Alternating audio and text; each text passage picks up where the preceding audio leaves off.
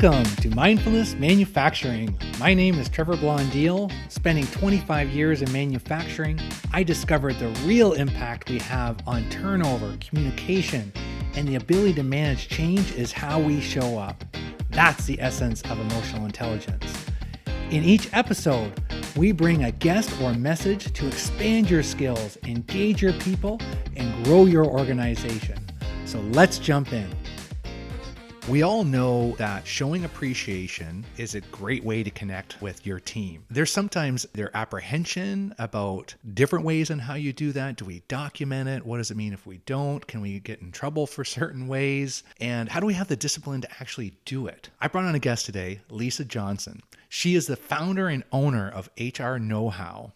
And she's a professional speaker, coach, and consultant. And she helps busy organizations reduce workforce risk just this way, by working with leaders and helping them connect with their team through appreciation. Lisa, what are you seeing when it goes well and leaders are showing appreciation in manufacturing? Trevor, thank you so much for having me here today. I'm thrilled to be here. What I see that goes well is when managers have a consistent way of providing recognition to their teams. And that recognition may take many forms. As we know, people are motivated and appreciate recognition in different ways. Some like very public recognition and appreciation, others do not. And so a manager who is flexible in their style and knows their team and is prepared to provide recognition in a periodic but consistent way is much more likely to have a workforce that has morale and willing to go the extra mile for that manager. So it's not just the one answer here. We can't just do it the same way for everybody and end this episode and they're just waiting to hear what's the silver bullet. The silver bullet is that there is no one size fits all for this type of thing. And experienced managers know this very well. They can tell you the personalities of their team members. They can tell you what's going to motivate them and what is not. And being able to work within that flexibility is really a differentiating factor between being a successful manager and not when it comes to employee relations. So you've spent a lot of time in manufacturing. I'm always grateful when I can get someone on the podcast that has boots on the ground working with manufacturers. So what's an example of where you've seen that consistency work well? So one of the best methods that I have seen is when managers are able to weave it into their daily routine. So I saw a manager who really had this down pat. And essentially, and it was a challenging situation because he had people at different sites, different manufacturing sites, as some managers often do. So it's not as if he could personally provide input and recognition to every employee all the time. Mm-hmm. But what this manager would do is he would take those opportunities when he was scheduled to engage with those employees, or even if it was an unscheduled engagement. Hey, how's it going? What's going well? What's not? And then taking that opportunity to reinforce, this is what I'm seeing you do very well. This is what I think you should continue. This is why I appreciate what you're doing. And it's also the opportunity, obviously you have the flip side of that. Of course, we're talking about recognition right now, but providing that recognition in a consistent way. And then, of course, when it becomes a time for performance or formal appreciation, it's really just a matter of collecting that and putting it into one message. The person already knows they're feeling appreciated. So that consistent weaving it into the daily routine is a very popular way. And it sounds like that specific feedback, like you were saying, hey, I saw you do this action, as opposed to, hey, everybody's doing a great job today. That doesn't seem to really cut it. I think that it's a higher layer there when you say, hey, everybody's doing a good job. Of course, nobody hates hearing that, right? Yeah. But you really get the bang for your buck when you go specific. And I think the other message is, in addition to being specific, because we know that managers are very busy, mm-hmm. They wear many hats. Many of them have a lot of team members, and like I mentioned, may not be in close proximity. So by doing it in this way, it doesn't become an additional thing, an additional task. Mm-hmm. Oh gosh, I haven't shown Trevor recognition. I need to make an appointment to do that. Well, no, I'm gonna, I'll see Trevor tomorrow. I'll be talking to Trevor, or Trevor's just called me. Now's my opportunity. Yeah. And so just weaving it into the daily routine. I know a lot of great supervisors and leaders in manufacturing that have great intentions and have a lot of pressure on them just to get the task complete. And they say, Trevor, I get in the moment and I get so focused on either that downtime or this report or I got to follow up on. And I wake up in the morning, I think about it, but at the end of the day, I really haven't done it a lot. So what advice would you have for a leader right now to kind of create some consistency? Trevor, I cannot echo that enough. I cannot tell you how many times managers they're well-intentioned, but the day-to-day responsibility of their operational side of their job is so great that they don't feel they have the opportunity or the time to do the people side of things. Yeah. And I can't tell you how many times I've heard a manager say, the people side is a job in it of itself. And with all the various meetings and obligations, I simply don't have the time to do that. And that's one of the reasons why one of my key goals when I'm dealing with managers is to figure out how we can make this part of your day-to-day. So it's not even visualized or felt as if it's an additional thing you must do. It's part of how you manage. It becomes part of who you are. And the way that is achieved is through repetition. You have to do it, and you have to do it again and again and again. But the good thing is when we're talking about this type of topic, the opportunity is there to repeat and repeat. And if you falter or if you realize, oh man, I've lapsed, guess what? You start again fresh. No worries. So what's the trigger when you've worked with manufacturing organizations and when you see someone that wasn't in their regular habit and it starts to become a habit?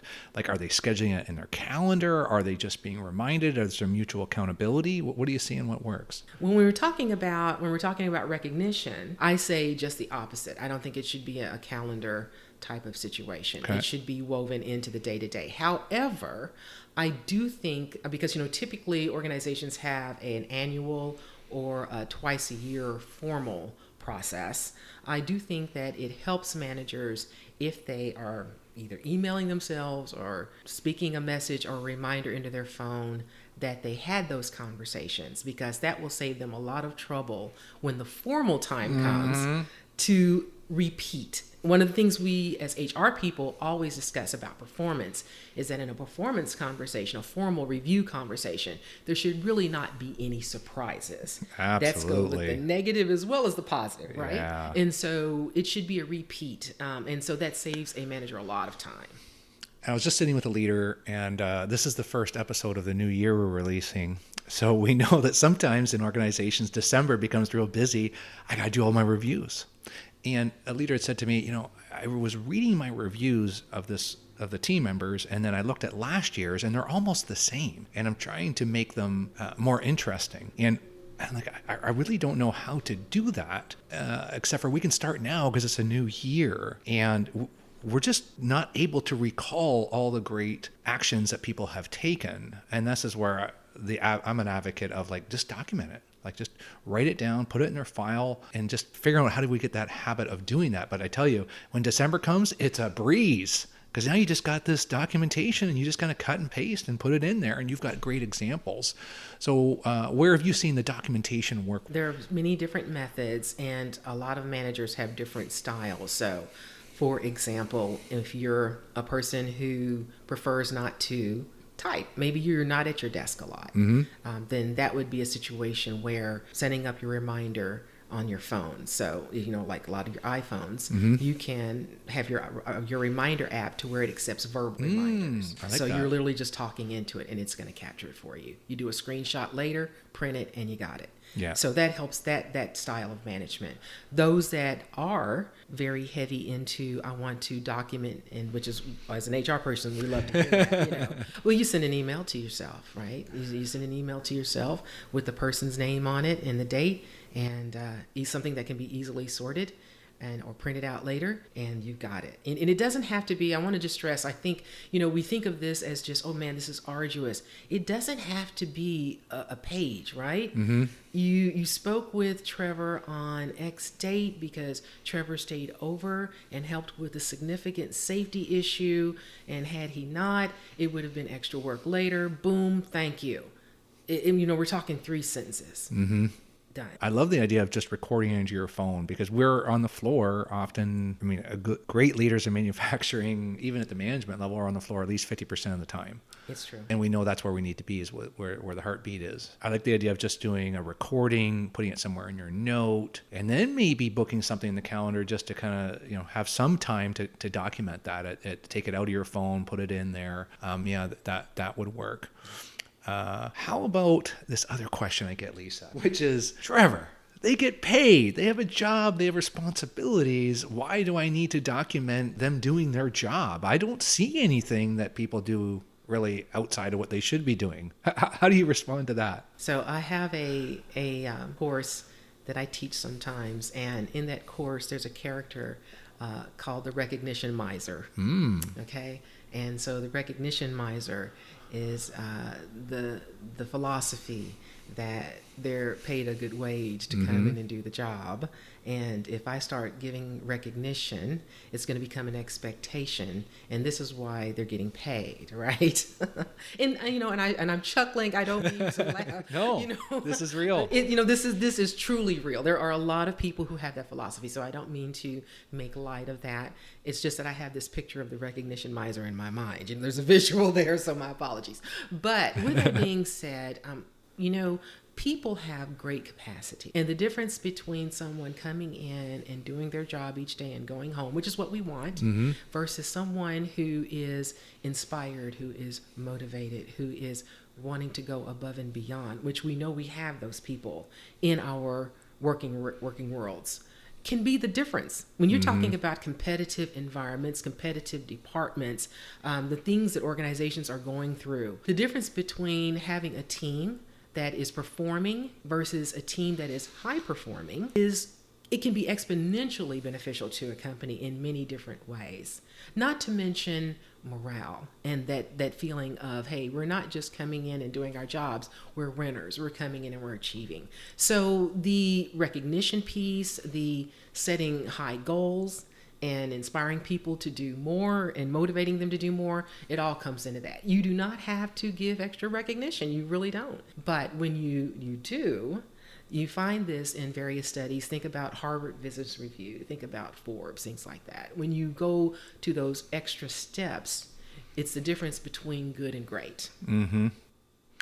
And that's why we love to work with leaders that are good, because it's just a small action or two that separates yourself. And it's like a secret, this whole recognition. It doesn't cost finances, right? It just, the paper that you print on it, and it's just a little bit of time to document it. So just as a reminder for all of us, what are some of the advantages of documenting that specific behavior?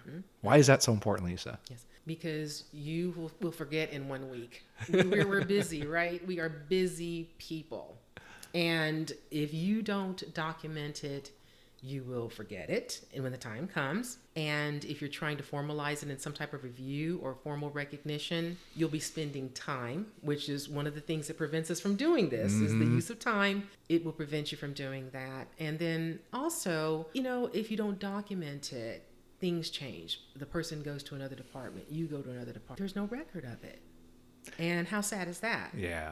Yeah, I think that's what I've seen really important is someone gets promoted to another plant. And yes, they've had great specific feedback and this leader's been dynamic, and then leadership changes quickly. And all of a sudden that history's gone, well, I can't really do the review. I've only been working with this person for a couple months. And that really falls on the previous leader, right? And it's just that discipline. And the biggest feedback I get is if I've been coaching and someone says, yes, I did some positive coachings. And you know what they said to me, Trevor? And I'm like, what? Well, this is the first time I think anyone's really done this with me. And it's so often because it's not normal. It's not a regular practice, but it should be. And it's just fascinates me if we know that rewarding behavior that you want to see more of really works. And when people get documented, and I know for sure, and I've had people tell me this, is that, I printed this out, I took it home, I showed my spouse at home, I told my friend, I told someone else at work, and you should. And at the same time, we have leaders that are very apprehensive about accountability and holding people accountable. Well, if you've pulled this person in your office 5 times to give them a documentation on something that they've done, how do you see that shifting when we do have to address that, hey, you forgot to wear your hard hat when you're in line, or, you were late a couple times here. What do you see the difference there, Lisa? Well, one of the best practices that I have seen, and this isn't too much of an additional task, though. One of the best practices that I have seen an organization do is, most of us have shared drives of some sort in our organization. They take advantage of that shared drive, and they have a file with the name for each team member. And so at the end of the night or day or shift or whatever the case may be, the manager will go in and will put little notation into any significant, whether it's positives that the person has done or things that the person did not do well and needs to improve upon, and will note that they had the conversation with the person. Once again, 2 or 3 sentences. We're not talking major stuff here. But at the end of the day, what that does is it creates a log, right? So each person has a log. It is an extra step. You're sitting down. You have to go in and you have to do this, but it is quick. And if you get into the routine of it, the benefit of that is, first of all, as people move in and out of departments and in locations, etc., that stays there. And it's a wonderful tool to help the incoming person in terms of managing that person. Also, when you have that dynamic, like you just described, okay, now we have a few negative things that has happened. We know that there's a bias called recency bias, right? So when you have a log like that, it helps make it more objective. Well, yes, this person has hit a rough spot, in terms of a rough patch. So, but look at all the things that they have done this past month. They really just maybe are having a bad time. And we know this happens with people, right? Yeah. So it offers that objectivity too. So that's a best practice that I've seen that isn't a cost issue, isn't too time consuming, but really has a lot of benefit to it. I hear some leaders that will just I got a book and I just kind of write down my book. Yes. How much of that, whether it's written down in the book or it's put into a file, what's your view on how much the team member should see what you've written down? Is that a full transparency? What do you see best practice there? So when you have and I'll call them, there's a little supervisor, the pocket books or whatever that go in the pocket, or the books, what have you. In my opinion, those are the personal notes, okay? And they're sort of an extra step, because it means then, what are you going to do with this information? If it just stays with you, is there a real benefit, right? Because either are you going to transfer this into something where it's communicated and documented with the person? Are you going to do something with it that is going to be a benefit so that the person learns from it? What's going to happen with that? Are you accumulating it so that when the person gets a certain number of positive actions or a certain number of negative actions, you're then going to talk with them? What is your purpose for it? That would be my main thing. Yeah. And it usually means 2 steps. And what we're trying to do here, because we're busy people, is to reduce the number of steps. So I'm definitely not against it, because once again, you're out on the floor, you're doing things, you've got your pocket manager notepad here, you can write stuff down, but it's not as easy, for example, as speaking into a phone where you can just do the screenshot of the reminder. You're going to have to transfer this somewhere else. You see people get promoted, and you're in talent development in your career in manufacturing. And is there, I don't know if there's any studies, but is there any correlation to the managers that do document feedback better, or that are able to show that level of appreciation, that they do better with the engagement of their teams, or even their own personal growth within leadership? Well, there's a couple of things there. When you find that a manager has the discipline to take the time to do that, it's usually not compartmentalized. It means that it's happening in other areas of their managerial role. And that's a positive. It means this is someone who is going to take time, who is going to take care and do things the right way.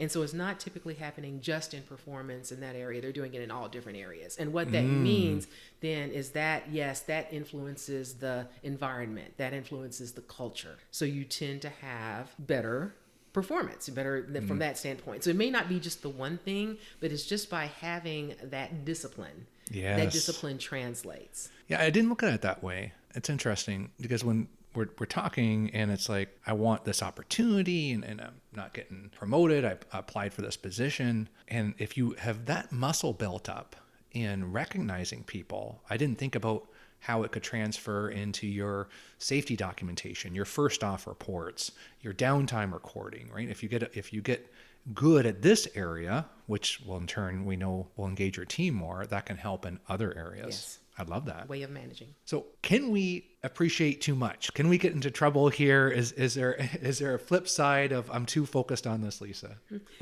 Too much of anything can be too much, right? So having a manager knows their team and knowing what motivates their team and thinking. I think the main thing is really just thinking about what they want to achieve, what they feel what their team will be motivated by to get there is very important. And also having some dialogue with peers, having some dialogue with HR, that kind of gives you some best practice. Like, if I'm not sure how much, or am I doing too much? Those kinds of things. I think that working in a vacuum can be detrimental. And particularly if you think about the working environment, particularly if you have a manager in Department A who is extremely generous with their recognition, and then over in Department B, not so much, right? And they're not talking, this can be problematic, right? This can create, because employees definitely talk. Yes. Right?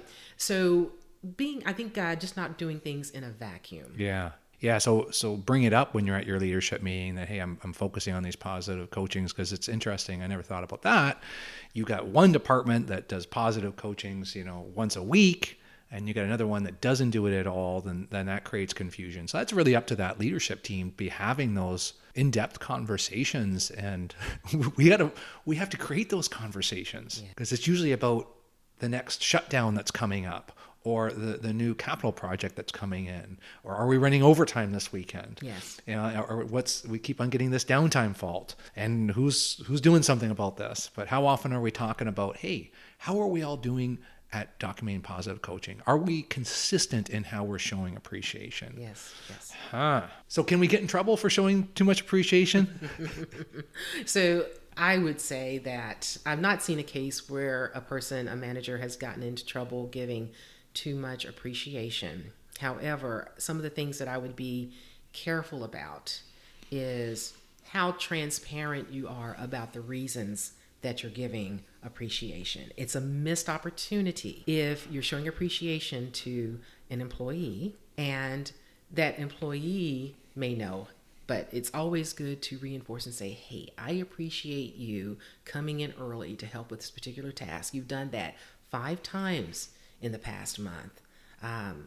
Therefore, your ask about not having to work overtime this weekend or what have you, I'm going to allow that. And if that's, within your policy, et cetera. Yes. Whatever the recognition is, or I just appreciate it and I'm going to note it in your file. Whatever the recognition is, the person should know why. Likewise, you should be transparent, because, employees, they talk. And an employee who maybe is not getting the recognition, you may hear the grumble from time to time.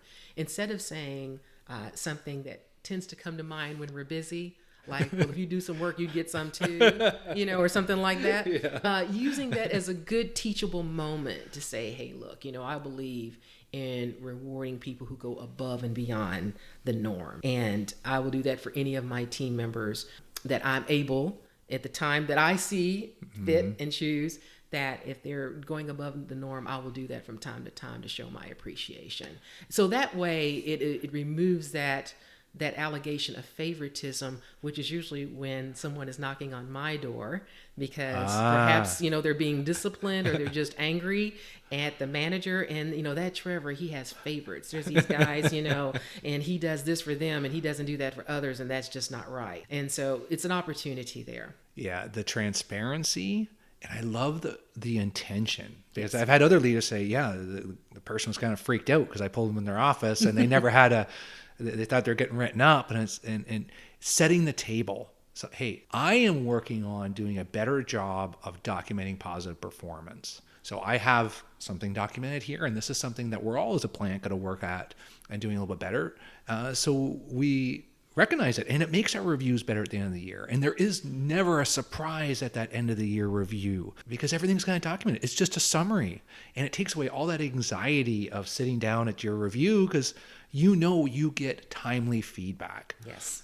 What a game changer. Makes all the difference. And I would just add, because we were talking about what's too much, what could be too much. I've never run into that, but think about sustainability. That's where the manager really has the discretion of, okay, what I'm doing, is it something that is sustainable? Yes. And if my other team members start to step up, am I going to be able to make it sustainable, right? Because we know there is a point of diminishing returns sometimes. Yeah. And so thinking about that, sustainability, fairness, consistency, transparency. Yeah, that's a good one to leave with, the consistency. And hey, I've got some time this month. I'm in the mood. I'm going to do a bunch. And then you don't do any again for a few months.